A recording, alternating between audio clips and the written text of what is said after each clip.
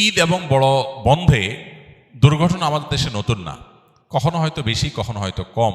এই ঘটনাগুলো আমাদের মৌলিক এবং বড় একটি সমস্যা সেটাকে ইঙ্গিত করে এবং চিহ্নিত করে। সেটা হলো আমাদের গুড গভর্নেন্সের অভাব, সুশাসনের অভাব।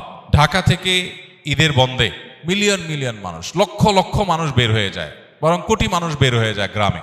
এই যে মানুষগুলো যায় গ্রামে, এত লাখ বরং কোটি মানুষ যে শহর থেকে গ্রামে যায়, এত মানুষের যাওয়ার জন্য পর্যাপ্ত গাড়ি এবং সেরকম প্রশস্ত রাস্তা, সেরকম ব্যবস্থাপনা আমাদের দেশে আছে না নাই? নাই। তো যেহেতু নাই, সেহেতু এই মানুষগুলোকে সার্ভিস দেওয়ার জন্য বা এই চান্সে কিছু উপার্জন করার জন্য নষ্ট গাড়িটাও রাস্তায় বের হয়। ড্রাইভার একা কত ট্রিপ দিবে, দিতে দিতে দু চারটা ট্রিপ হেল্পার দিয়েও দেওয়ায়। কারণ মানুষ আছে, যাত্রী আছে, গাড়ি নাই, হেল্পার নাই, ব্যবস্থাপনা নাই, তো ভাঙা বা নষ্ট গাড়িও রাস্তায় বের হয়ে আসে। এক্সপার্ট লোকের পাশাপাশি আনায় লোকও বের হয়ে আসে, ফলশ্রুতিতে দুর্ঘটনা ঘটে। আর অনেক কিছু আছে, সবগুলো মিলে দুর্ঘটনা ঘটে। এই যে দুর্ঘটনাগুলো ঘটে, এটা তো নতুন না, প্রতি বছরই হয়। আমরা গা সওয়া হয়ে গেছি, দেশটা স্বাধীন হয়েছে 50টা বছর হয়ে গেছে। এই শুধু একটা সেক্টরের কথা আমরা এখন বলছি, যদিও কোন সেক্টরটাতে আসলে আমরা দেখাবার মতো উন্নয়ন ঘটাতে পেরেছি যে হ্যাঁ আলহামদুলিল্লাহ এদেশে খাদ্যের কোনো সংকট নাই, নিরাপদ খাদ্যের কোনো সংকট নাই। পৃথিবীর অনেক দেশ আছে যারা হয়তো আমাদের পরে স্বাধীনতা অর্জন করেছে বা মাত্র 30-40 বছরের মধ্যে ডেভেলপমেন্ট করেছে। তার আগে তারা আসলে আমাদের চাইতে অনেক পিছিয়ে ছিল। এরকম বহু দেশ আছে যেখানে খাবার নিয়ে আপনার কোনো টেনশন নাই। আপনি দোকান থেকে কিছু কিনে খাবেন, আপনি কোনো রেস্টুরেন্ট থেকে কিছু কিনে খাবেন, আপনি কোনো বাজার থেকে কোনো সবজি কিনবেন, আপনি নিশ্চিন্তে খেতে পারেন যে এটা আপনার সরাসরি আপনার জন্য কোনো হার্মফুল হবে না, আপনার জন্য কোনো রিস্কি কিছু হবে না, এটা আপনি নিশ্চিন্তে খেতে পারেন। কিন্তু আমাদের দেশে কোন জিনিসটা আছে, নিরাপদ খাদ্য আমরা নিশ্চিত করতে পারি নাই।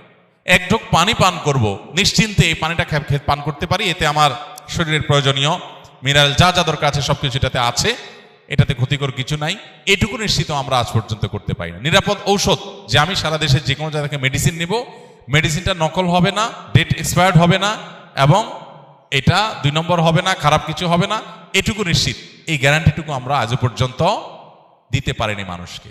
কোন জিনিসটাতে আমরা আসলে খুব ভালো কিছু করতে পেরেছি, এটা আমাদের দুর্ভাগ্য ছাড়া কিছুই নয়।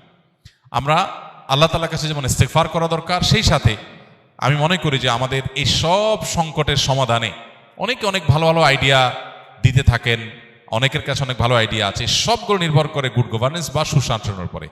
আপনি যদি একটা দুর্ঘটনার পেছনে দায়ী মানুষদেরকে চিহ্নিত করে অপরাধের কাঠগড়া দাঁড় করাতে পারেন এবং বিচার নিশ্চিত করেন, তাহলে সেক্ষেত্রে এটি দ্বিতীয়বার ঘটবে না, কমে যাবে। কিন্তু এই যে দুর্ঘটনাগুলো ঘটছে একের পর এক, এগুলোর জন্য কোনো মানুষকে দায়ী করা হচ্ছে। কেউ লাইসেন্স ছাড়া গাড়ি চালিয়েছে, সে দায়ী হবে, তার বিচার হবে, চরম শাস্তি হবে। মিডল ইস্টের কোনো কোনো দেশে আছে, লাইসেন্স ছাড়া গাড়ি চালিয়েছেন, দুর্ঘটনা হয়েছে, কেউ মারা গেছে, আপনার মৃত্যুদণ্ড হবে, কারণ আপনি মানুষ খুন করেছেন। আপনার অনুমোদন নাই রাস্তায় বের হওয়ার, আপনি বের হয়েছেন, এরপরে মানুষ মারা গেছে মানে আপনি খুন করেছেন, আপনার মৃত্যুদণ্ড বা চরম শাস্তি আপনার হবে। এই যে অপরাধ দমনের জন্য সেরকম আইনের শাসন প্রয়োগ, সুশাসন, নিয়ম শৃঙ্খলা প্রতিষ্ঠা, এই জিনিসটা যদি না হয় তাহলে এই পরিস্থিতিগুলো আসলে কখনো আমাদের দেশে কমবে না, ভালো হবে না। তো এই বছর তুলনামূলক অনেক বেশি হয়েছে, সন্দেহ নাই। এটা সংশ্লিষ্ট যারা আছেন তাদের দায়িত্বশীলতার জায়গাকে আরো অনেক বাড়িয়ে দেয়। কেন অনেক বেশি হলো, ত্রুটির জায়গাগুলো কোনটা সেটা চিহ্নিত করে সেগুলোকে রিকভার করার চেষ্টা করা দরকার। আল্লাহ রাব্বুল আলামিন আমাদের এই ছোট্ট ভূখণ্ডকে বাসযোগ্য করে দিন। আমরা বের হওয়ার সময় জীবন মৃত্যুর ভয় আতঙ্ক নিয়ে আমাদের বের হতে হয়। আমরা কেউ বের হলে মৃত্যু তো যে কোনো মুহূর্তেই হতে পারে, কিন্তু এই যে অস্বাভাবিক মৃত্যু এত অধিক পরিমাণে অবহেলাজনিত কারণে, আমাদের ব্যবস্থাপনাগত ত্রুটির কারণে, এটা কোনোভাবেই আসলে গ্রহণযোগ্য হতে পারে না।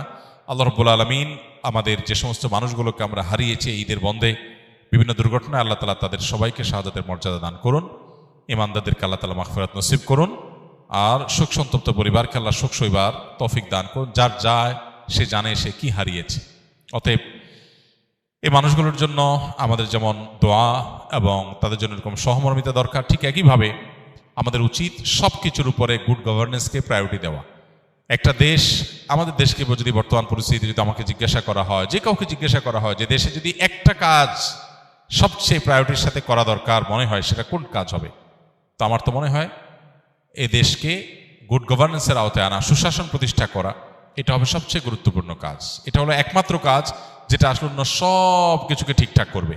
সব কিছু ঠিকঠাক হওয়া নির্ভর করে এই একটা জিনিসের উপরে, গুড গভর্নেন্স থাকবে। এই যে ফেরিঘাটে আপনার গাড়ি উল্টে পড়ে গেল, কেন? এখানে রেলিং নাই কেন? এখানে একটা ভালো রেলিং কেন ছিল না? তাহলে এটার জন্য দায়ী কারা? কাদের দায়িত্ব ছিল এটা দেখভাল করা? এই রিস্ক এখন হয়েছে, আরো আগে হতে পারতো, পরে আবারও হতে পারে। যখন হয়ে যায় তখন আমরা হাউতাশ করি, এরপর আবার যা তা থাকে।